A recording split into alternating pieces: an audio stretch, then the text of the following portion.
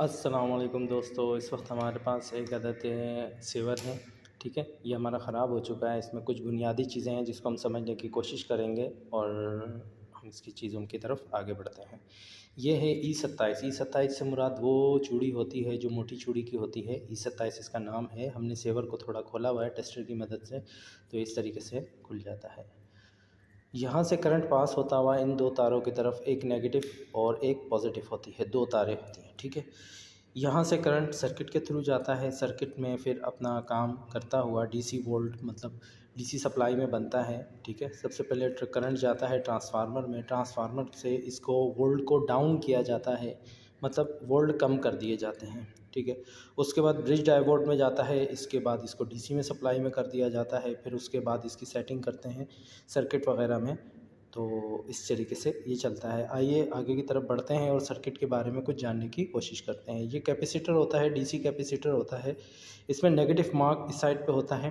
ठीक है, ये नेगेटिव होता है और इस साइड पे ये पॉजिटिव मार्क होता है। ठीक है, इस चीज़ का ख्याल रखें। अच्छा, बुनियादी तौर पर हमारे जो एसी जो होते हैं अल्टरनेटिव कैपेसिटर होते हैं, वो हम आगे पीछे लगा सकते हैं। उसमें नेगेटिव पॉजिटिव का कुछ मार्क नहीं होता, जबकि डीसी कैपेसिटर में नेगेटिव और पॉजिटिव का मार्क होता है। ये इस चीज़ का इंडिकेट करता है कि आपका सर्किट में डीसी वोल्ट बन रहा है या डीसी वोल्ट काम कर रहा है। ठीक है, ये रजिस्टर, ये ट्रांसिस्टर है। ट्रांसिस्टर से मुराद ये देखिए, इसमें 3 पॉइंट नज़र आ रहे होंगे आपको इस वक्त, 1 2 और 3। एक वाज़े तौर पे देखते हैं। अब देखते हैं, अब नज़र आ रहे होंगे आपको 1 पॉइंट, 2 पॉइंट और 3 पॉइंट। ये बेसिकली ख़राब सेवर है जिसके बारे में हम इसलिए इसको तोड़ मरोड़ रहे हैं क्योंकि ख़राब हो चुका है और हम इसमें कुछ बुनियादी चीज़ों को समझने की कोशिश कर रहे हैं। ये ट्रांसिस्टर है, ये आपका ट्रांसफार्मर है, ये आपका कैपेसिटर है, ये आपका डायोड है।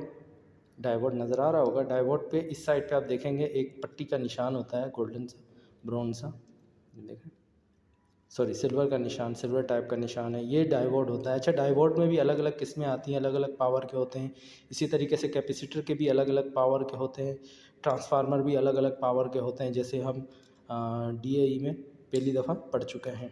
ठीक है, डिप्लोमा एसोसिएट इंजीनियर, डीएई का मतलब ये होता है। ठीक है, तो ये इसके ट्रांसफार्मर है, ये डायोड है, ये रेजिस्टेंस है। रेजिस्टेंस भी काफ़ी किस्म की होती हैं, जैसे हमने पिछली क्लास में पढ़ा। ठीक है, और ये है यहाँ से करंट पास होता हुआ। अभी हम सरसरी चीज़ों को समझने की कोशिश कर रहे हैं। यहाँ से करंट पास होता हुआ यहाँ गया, यहाँ गया, ये ट्यूब के अंदर चला गया। इसी तरीके से दूसरा करंट पास होता हुआ एक सर्किट से करंट, मतलब सर्किट करंट घूमता हुआ यहाँ पे असल में होता क्या है, इसके अंदर फ्लोरोसेंट पाउडर होता है। ठीक है, यहाँ पे हीटर लगा होता है। ठीक है, यहाँ से करंट पास होकर यहाँ पर आता है। ठीक है, ये सर्किट मुकम्मल हो जाता है। इसी तरीके से इसका सर्किट यहाँ पर भी हीटर लगा होता है। पूरे में सर्किट हीटर नहीं लगा होता, सिर्फ इस पॉइंट पे हीटर लगा होता है। जैसे मैंने पिछले वीडियो में भी आपने देखा कि हमने ट्यूब को तोड़ के बताया आपको, इधर हीटर लगा होता है। हीटर आम हीटर नहीं होता, ये ख़ास तौर पे बनाया जाता है। इसके अंदर फ्लोरोसेंट पाउडर होता है जिसकी रोशनी से ये जलता है। जैसे ट्यूबलाइट वगैरह में फ्लोरोसेंट पाउडर होता है, आपने देखा होगा। जब हमने ट्यूबलाइट तोड़ी, सेम इसी तरीके से होता है। ये ट्यूबलाइट की ही शक्ल से तरीके से बनाया गया है। ठीक है, 24 वाट का है, टफ कंपनी का है। ठीक है, अच्छा, तो यहाँ से करंट पास होता हुआ फिर ये सर्किट मुकम्मल होता है। ये भी हीटर जलता है, ये भी हीटर जलता है। बेसिकली होता क्या है, यहाँ पे हमारे नेगेटिव मार्क चला जाता है, यहाँ पे भी यहाँ पॉजिटिव मार्क चला जाता है। इन दोनों के बीच में हम माइलर का इस्तेमाल करते हैं। ठीक है, ये रहा माइलर। माइलर नज़र आ रहा होगा आपको। ये दोनों जैसे स्टार्टर, ट्यूबलाइट का स्टार्टर लगा होता है, जब दोनों सिरों पे एक तरफ नेगेटिव दूसरी तरफ पॉजिटिव चला जाता है, तो दोनों सिरों को आपस में जब मिलाते हैं तो स्टार्टर की मदद से मिलाते हैं। इसी तरीके से ये माइलर इसका काम करता है। ये डीसी का होता है। ठीक है, ये वोल्ट को कंट्रोल करने के लिए इस्तेमाल किया जाता है। हाई वोल्ट जब आ जाते हैं, हाई फ्रिक्वेंसी वोल्टेज आते हैं पीछे से के गवर्नमेंट के जो इदारे में सप्लाई देते हैं, तो ये बेसिकली उसका काम करता है। ये वोल्ट को कंट्रोल करता है, हाई वोल्टेज को एक हद तक कंट्रोल करता है। ये इसकी ड्यूटी नहीं है कि आपके 440 वोल्ट आ गए तो ये कंट्रोल करेगा, कतई तौर पे कंट्रोल नहीं करेगा, ये शॉर्ट होकर उड़ जाएगा।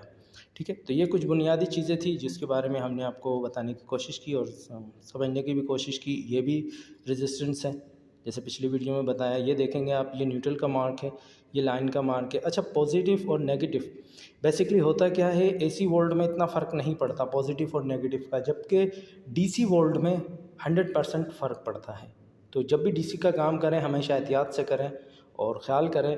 AC में इतना ख़ास फ़र्क नहीं पड़ता, मैं फिर कहूँगा सिंगल फेज़ है ये, 3 फेज़ नहीं है, ठीक है। तो इस चीज़ की तरफ आप हमेशा ख़्याल करें और जब भी काम करें प्रोफेशनल बंदे से काम करवाएं, या जब काम सीखने वाले हैं तो उसको अच्छी तरीके से सीखें, अपने उस्ताद से अपनी चीज़ों बारे में 10 किस्म के सवाल करें। आप 10 किस्म के सवाल करेंगे, आपके उस्ताद खुश होगा और मुझे भी खुशी होगी कि अगर मुझसे कोई सवाल करेगा तो मुझे बहुत खुशी होगी, ठीक है। इसी तरीके से आप देख रहे हैं पेन PN1 लिखा होगा, यहाँ पर आपको नज़र आ रहा होगा, ये PN1, यहाँ पे PN2 लिखा हुआ है, ये सर्किट की तरफ जाता है, ठीक है दोस्तों।